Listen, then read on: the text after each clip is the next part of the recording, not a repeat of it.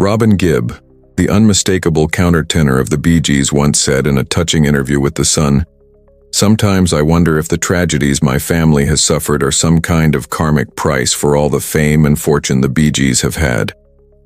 This deceptively simple statement conceals an ocean of pain, introspection, and spirituality. For someone who lived under the spotlight for decades, and who lost two brothers long before his own final farewell, Robin seemed to be searching for meanings that transcended the material world. But this quest for understanding wasn't something isolated. It happened within a home where spirituality was a quiet constant, embodied most of all by his wife, Dwina Murphy-Gibb. Dwina is, and remains, a woman of mystical soul. A poet, artist, writer, and follower of Druidry, the ancient Celtic spiritual tradition based on harmony with nature, the cycles of life, and ancestral wisdom. Long before Robin gave voice to his karmic reflections, he lived immersed in an environment where the sacred was not present in dogma, but in rituals, symbols, and silences. Dwina's influence, with her magical view of the world, may have given shape, or at least vocabulary, to the way Robin interpreted the personal losses he endured. The concept of karma, well known in Eastern philosophies such as Hinduism and Buddhism, also finds echoes in other ancient spiritual systems. While Celtic Druidry doesn't explicitly use the term karma, it shares a similar foundation: the belief that all actions resonate, that everything is interconnected, and that the energy we send out will inevitably return, transformed, magnified, or reshaped in ways we may not understand. Robin Gibb, who always had a more introspective and melancholic temperament compared to his brothers Maurice and Barry, saw his family shattered by fate.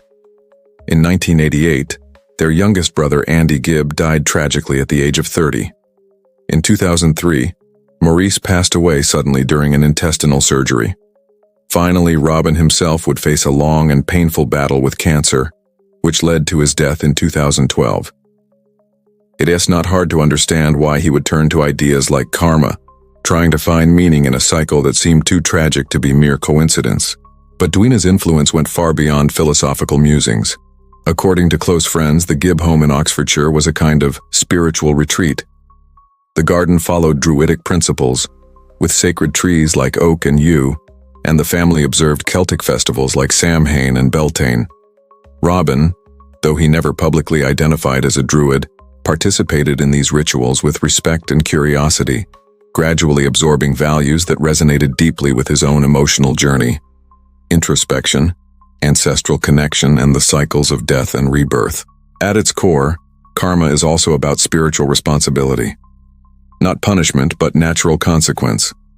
The idea that everything we do ripples out and shapes our future. Robin, whose music touched millions and whose voice embodied a rare mix of fragility and power, also carried the emotional weight of a life where success seemed to come at a steep cost. His question, "Are these tragedies the price of fame?"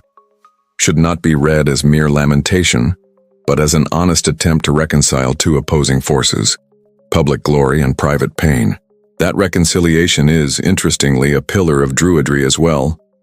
Instead of a salvation-based faith, Druidic tradition seeks wisdom through observing nature and accepting impermanence. Death, loss, rebirth, and silence, all are sacred parts of the cycle. For Robin, this spirituality, present in his daily life through Dwina, may have served as an invisible balm, a quiet presence guiding him in the background. Even in his final years, Robin didn't abandon this spiritual lens. He continued to refer to mystical and karmic ideas in interviews, and his final musical project, the Titanic Requiem, composed with his son R.J. Gibb, was infused with solemn spirituality. Treating a historical tragedy through the language of classical music and Requiem Mass, Robin once again sought to transform pain into something transcendent. In the end, Robin Gibb was not just a brilliant musician, he was a man searching for meaning, living alongside a wife deeply connected to ancient spiritual wisdom. The rhythms of the earth and the mysteries of life surely gave him tools for that search, even if he never publicly claimed any particular belief system. His connection with karma, therefore, cannot be separated from Dwina's quiet influence and the symbolic universe she brought into their shared life. Robin's words still echo like an unfinished prayer, an effort to understand what might never be fully understood. But within them lies a seed of wisdom, that even in our deepest sorrows, there is room for reflection, spirituality, and perhaps peace.